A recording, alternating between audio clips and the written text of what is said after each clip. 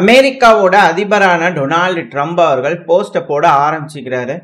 அதாவது அமெரிக்கா இந்த உலகத்திலேயே அதிகப்படியான நியூக்ளியர் வெப்பன் கொண்ட நாடு. வேற எந்த நாடுகிட்டையும் இது போல அணு ஆயுதம் இல்ல. கொஞ்சம் டாய்லெட்ரிஸ் தேவைப்பட்டிருக்கு, பார்க்கலாம். இது போல ஒரு ஸ்டேட்மெண்ட் அவர்கிட்ட வந்திருக்கா. அது மட்டும் இல்லாம இதை எப்படி நான் சாதிச்சேன், இது எப்படி அமெரிக்கா அடைஞ்சது தெரியுமா?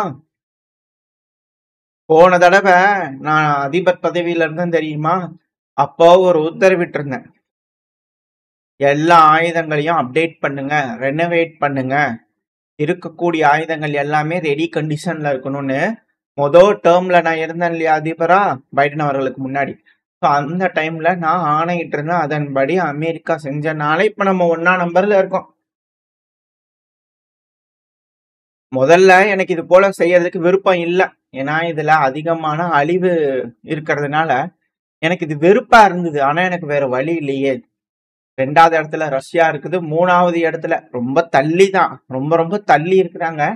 ஆனா 3வது இடத்துல சைனா இருக்கிறாங்க. அது போல இன்னும் பல நாடுகள்லாம் டெஸ்ட் பண்றேன் அப்படிங்கிறது போல இருக்கிறதுனால வேற வழி இல்லாம நெருக்கடியின் காரணமா தான் இது போல ஒரு அழிவை கொடுக்கக்கூடிய ஆயுதத்தை நான் அந்த டைம்ல இருந்து ரெடி பண்ணேன்.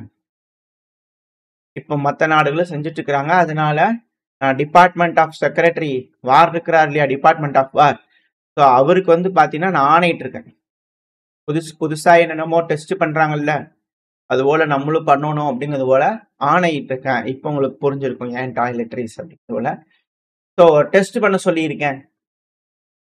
அணு ஆயுதங்கள் ஈக்குவல் பேசிஸ்ல வந்து பாத்தீங்கன்னா வேணும், ப்ராசஸ்லாம் இமீடியட்டா ஆரம்பிங்க.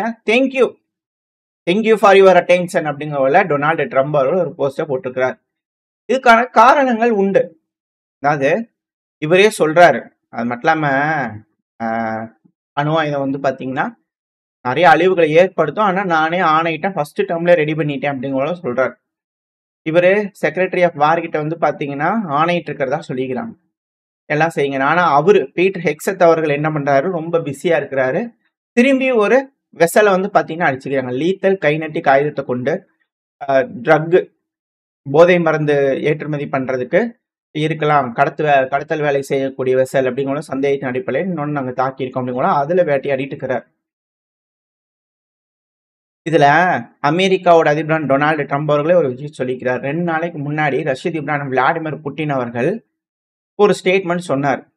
அதாவது புளுட்டோனியம் அக்ரிமெண்ட் அப்படிங்கிறதோட ஒரு அக்ரிமெண்ட் இருந்துச்சு. அந்த அக்ரிமெண்ட்ல அமெரிக்கா கடைபிடிக்கவே இல்லை.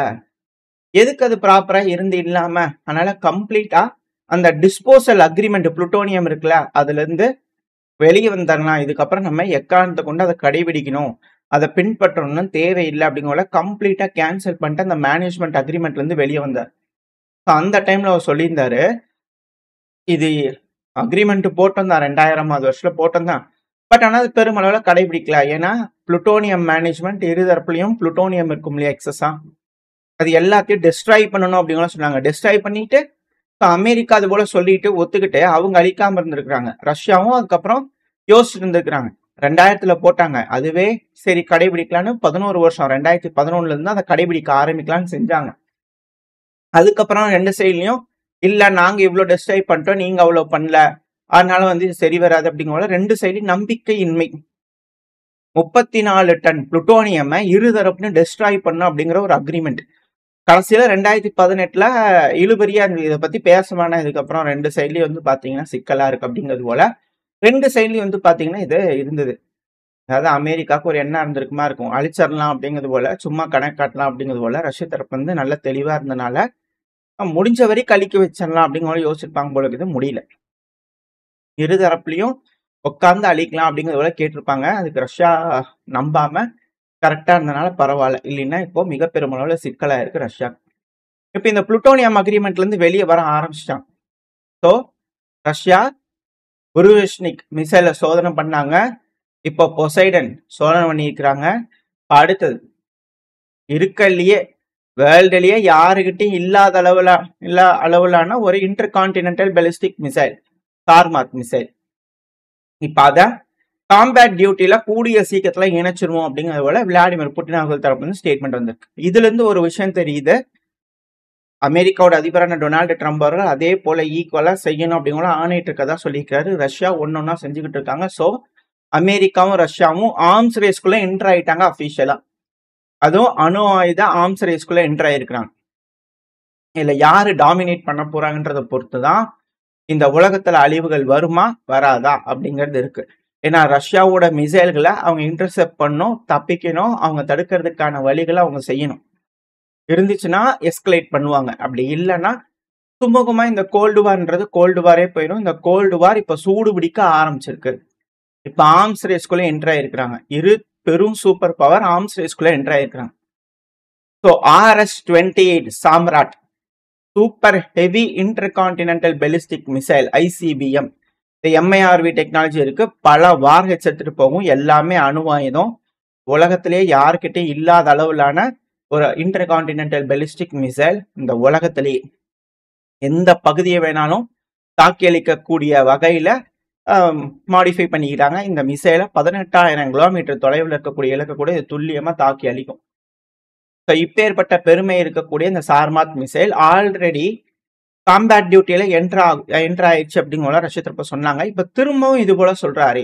அப்ப இதுக்கு முன்னாடி சொன்னதுல இருந்து இப்போ வாபஸ் வாங்குறாரா, பின்னாங்கிறாங்களா, இந்த மிசைல் இன்னும் ரெடி ஆகலையா அப்படின்ற கேள்விகள் பல அனலிஸ்டுக்குள்ளேயும் இருக்கு. பட் ஆனால் லோக்கல் சோர்சஸ் தரப்பு வரக்கூடிய விஷயங்கள் இந்த புளுட்டோனியம் அக்ரிமெண்ட் இது போல பல அக்ரிமெண்ட்ஸ் இருந்தது. இப்ப எல்லா அக்ரிமெண்ட்லயும் படிப்படியா ரஷ்யாவும் சரி அமெரிக்காவும் சரி வெளியே வர ஆரம்பிச்சிட்டாங்க. இப்போ அவங்க கிட்ட இருக்கக்கூடிய மிசைல்கள் புதுசு பண்றது, இது போல அடுத்தடுத்து ப்ரிப்பேர் பண்றது, அதிகமா தயாரிக்கிறது, எல்லாத்தையும் அவங்க அர்சனல் ஆட் பண்றதுன்னு எந்த ஒரு தங்கு தடை இல்லாம அபிஷியலா செய்ய முடியாம இருக்கிறது எல்லாத்தையும் இதுக்கப்புறம் எந்த ஒரு தங்கு தடை இல்லாம செய்ய முடியும். எந்த ஒரு ரெகுலேஷனும் இருக்காது. இருதரப்புலயும் அபிஷியலா ஆர்ம்ஸ் ரேஸ்குள்ள என்டர் ஆகுறாங்க. இதுக்கப்புறம் அதிநவீனமயமான ஆயுதங்கள் இருதரப்புலயும் அதிகமா உருவாக்கப்பட்டு அவங்களோட மைட்டை காட்டுவாங்க அப்படிங்கிற மாற்று கருத்துல இன்னொரு மைட் ஒரிஜினிக் ரஷ்யா இத டிசம்பர் மாசம் காம்பேட் டியூட்டியில பெலரூஸ்குள்ள என்டர் ஆயிரும். டிசம்பருக்கு முன்னாடியே அப்படிங்கிறது போல ரஷ்யாவோட மீடியாக்கெல்லாம் பாத்தீங்கன்னா சொல்ல ஆரம்பிச்சிட்டாங்க. ஆல்ரெடி பெலரூஸ் பார்த்தாங்க, வேணும்னு கேட்டாங்க, டெலிவரி ஆயிடுச்சுனாங்க, சோதனை எல்லாம் பண்ணி டெஸ்ட் எல்லாம் முடிச்சு ட்ரில்லும் பண்ணி முடிச்சு இப்போ அதை காம்பேட் டியூட்டியில என்டர் ஆக போகுது பெலரூஸ்ல டிசம்பருக்கு முன்னாடியே. இந்த வருஷத்தோட இறுதிக்கிலே இந்த மிசைல் ஆன் ஆக போகுது பெலரூஸ்ல. இப்ப பெலரூஸோட மீடியாக்களை ஒரு படி மேல போய் எப்படி டாமஹாக் வந்தா ரஷ்யாக்குள்ள அழிவுகள் ஏற்படுத்தும் மேப் போட்டு காட்டுறாங்க. அதே போல இப்போ பெலரூஸ் மேப் போட்டு காமிச்சிருக்காங்க. இங்கிருந்து கீவு வெறும் 3 நிமிஷம் தான். ஸ்வீடன் பின்லாந்து எல்லாம் 5 நிமிஷம் தான். ஸ்வீடன் பின்லாந்து ரொமேனியா எல்லாம் 5 நிமிஷம் தான். போலாந்து கீவ் எல்லாம் 3 நிமிஷம் தான். பிரான்ஸ் UK 5 நிமிஷம் தான். ஜெர்மனி உனக்கு 6 நிமிஷம் தான். அப்படிங்கிற பாத்தீங்கன்னா ஒருத்தங்களுக்கு பாத்தீங்கன்னா இது போல வரைஞ்சு இவ்வளவு அளவுக்கு இழப்புகளை ஏற்படுத்தும், இத்தனை நிமிஷத்துல இந்தந்த பகுதிகளில் போய் தாக்குதல் பண்ணும் அப்படிங்கிறதோட பாத்தீங்கன்னா லிஸ்ட் கொடுத்துருக்காங்க. பிரான்ஸ் UK 8 நிமிஷம், ஜெர்மனி 6 நிமிஷம், ஸ்வீடன் பின்லாந்து ரொமேனியா எல்லாம் 5 நிமிஷம். பெலரூஸ் இத்தனை நாளா ஒரு விஷயத்த சொல்லிட்டு இருந்தாங்க, எங்க மேல அட்டாக் பண்ண வாய்ப்பு இருக்கு, மேற்கு நாடுகள் ஒரு போல வதந்திகள் இருந்தது. சில நேரங்கள்ல பேசினாங்க, மீடியாக்கள் தரப்பின் செய்திகள்லாம் இருந்தது. பெலரூஸ் அட்டாக் பண்ணுவாங்களா நேட்டோ நாடுகள் அப்படிங்கிறது போல. பெலரூஸ் இப்ப செக்யூர் ஆக ஆரம்பிச்சிச்சு. காலை வச்சா முடிச்சிடும் அப்படிங்கிறது போல பெலரூஸ் ரெடியாக ஆரம்பிச்சிட்டாங்க. இப்படி இருக்கும் சமயத்துல தான் பாத்தீங்கன்னா ஆர்ம்ஸ் ரேஸ்குள்ள அமெரிக்கா என்டர் ஆயிருக்காங்க, ரஷ்யா ரெடியா இருக்காங்க. இப்படி இருக்க சமயத்துலதான் ஜி ஜின்பிங் அவர்கள், அமெரிக்காவோட எதிபரான டொனால்டு ட்ரம்ப் அவர்கள் சவுத் கொரியா சியோல்ல வச்சு ஒரு சக்சஸ்ஃபுல்லான மீட்டிங் நடந்திருக்கு அப்படிங்கிறது போல செய்திகள் வர ஆரம்பிச்சிருக்கு. டொனால்டு ட்ரம்ப் அவர்கள் கை குலுக்கி பத்திரிகையாளர்கள் முன்னாடி இது போல இமேஜஸுக்கும் வீடியோக்கெல்லாம் பாத்தீங்கன்னா போஸ்ட் கொடுத்துருக்காங்க. ஒரு டஃப் நெகோசியேட்டர், ஆனா எங்க ரெண்டு பேர்த்துக்கும் ரெண்டு பேர்த்தையும் நல்லா தெரியும் அப்படிங்கிற விஷயங்கள்லாம் லைட்டா சொல்லாரு டொனால்டு ட்ரம்ப் அவர்கள். இது போல நிறைய விஷயங்கள் நடந்திருக்கு. ஜின்பிங் அவர்களோட பல விஷயங்கள் பேசிக்கிறாங்க. ஜின்பிங் அவர்கள் பாத்தீங்கன்னா சொல்லிக்கிறாரு, இந்த வருஷங்கள்ல பாத்தீங்கன்னா நான் பல தடவை சொல்லியிருக்கிறேன், அதுவும் பப்ளிக்ல சைனாவும் அமெரிக்காவும் பார்ட்னர்ஸாகவும் நட்பு நாடுகளாகவும் இருக்கணும் அப்படிங்கிறது போல பல விஷயங்கள் பேசியிருக்காங்க. ஸோ தைவானை பத்தி சைனா ஏதாவது ஒரு நெகோசியேஷன் பண்ணியிருக்கலாம், ரஷ்யாவை பத்தி அமெரிக்கா ஏதோ ஒரு நெகோசியேஷன் பண்ணியிருக்கலாம். ஸோ இருதரப்புல இருக்கக்கூடிய விஷயங்கள் இதுதான். அமெரிக்கா பாத்தீங்கன்னா கொஞ்சம் படிப்படியா அவங்க மேல போடக்கூடிய டேரிஃபை குறைக்கிற மாதிரியான செயல்கள் தெரிஞ்சிருக்கு. முதல்ல ஃபென்டனைல் டாரிஃப் இந்த வலி நிவாரணி மருந்து இருக்கு இல்லையா? மாத்திரை. ஸோ அதுக்கான டாரிஃப் 20% 10% கம்மி பண்ணிக்கிறாங்க. 2வது ஓவரால் டாரிஃப் சீனா மேல போடக்கூடிய 57% அப்படிங்கிற டாரிஃப் இருக்குல்ல, அது 47% மாத்திக்கிறாங்க. ஸோ இது போல பல விஷயங்கள் இருக்கு. சீனா வந்து பார்த்தீங்கன்னா, உக்ரைனோட விஷயங்கள நான் கொஞ்சம் பார்க்குறேன் அப்படிங்கிறதையும் சொல்லியிருக்காங்க. ஏன்னா, சீனாவோட சப்ளை இருக்கு இல்லையா? உக்ரைனோட ட்ரோன்கள். ஸோ அதுல கை வச்சிருந்தாங்க. ட்ரோன் காம்போனன்ட்ஸ், ட்ரோன்லாம் வந்து பார்த்தீங்கன்னா, மலிவு விலைக்கு ஏற்றுமதி பண்ணிட்டு இருந்தாங்க இந்த உலகம் ஃபுல்லா. அதுவும் குறிப்பா மேற்கு நாடுகள், உக்ரைனுக்கு உதவக்கூடிய நாடுகள், உக்ரைனுக்கு அப்படிங்கிறதுல வந்து பார்த்தீங்கன்னா, ஏற்றுமதி பண்றதுல கெடு போட்டிருந்தாங்க. ரஷ்யான்ட்டு இல்ல. ரஷ்யாவுக்கும் பண்ண மாட்டேன், உக்ரைனுக்கும் பண்ண மாட்டேன், உக்ரைனுக்கு உதவும் நாடுகளுக்கும் பண்ண மாட்டேன் அப்படிங்கிறது போல சாங்ஷன் போட்டிருந்தாங்க. ஸோ இதனால அங்க ட்ரோன் தட்டுப்பாடு அப்படிங்கிறது உக்ரைனுக்கு ஏற்பட்டுக்கிட்டு இருந்தது. இது மிக பெரும் அளவுல சிக்கலா இருந்துச்சு. இப்போ அதுல ஏதாவது மாற்றங்கள் வருமா? இந்த மீட்டிங்னால சீனா ரஷ்யாவோட முதுகுல குத்துவாங்களா? என்ன நடக்க போகுது அப்படிங்கிறத வெயிட் பண்ணி பார்க்கலாம்.